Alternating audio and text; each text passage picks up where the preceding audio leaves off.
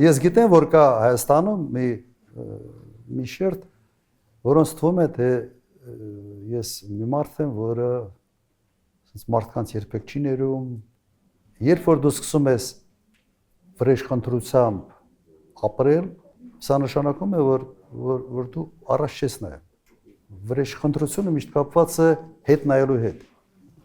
Դու չես կարող վրեժխնդրություն ապագայի հետ չի բռնում իրար, ուրեմն դու անընդհատ պետք է հետ նայես։ Եթե հետ ես նայում, դու առաջ չես տեսնում։ Կան հարցը ներել չներելու մեջ չի, հարցը նա է, որ դու չպետք է քո էներգիան ուղղես միայն դրան։ Այդ Գրաֆ Մոնտե Կրիստոն լավ ֆիլմ է։ Իսկապես նայվում է այդ ֆիլմը։ Բայց եթե դու ֆիքսված ես դրա վրա, դու խնդրեմ ունես։ Համենայն դեպս դու այդ դեպքում պետք է որևէ հանրային գործով չպահվես, ապագայի մասին չմտածես եւ կենտրոնանաս, ասենց անցյալում քեզ վատություն արած կամ քեզ դավաճանած մարդկանց հետ հաշիվներ մաքրելու վրա։ Սա լավ բան չի, հատկապես երկրի առաջի դեմքի համար։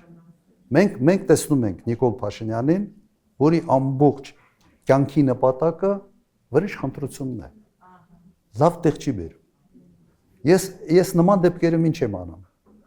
Ուղղակի ֆայլերից այդ մարդուն ջնջում եմ։ Ներել, չներելու արդեն հարց չի։ Ուղղակի քո ֆայլերից հանում ես, ասում ես, եղել է այս մարդը, օքեյ, թող իր կյանքով գործ չունեմ այդ մարդու հետ,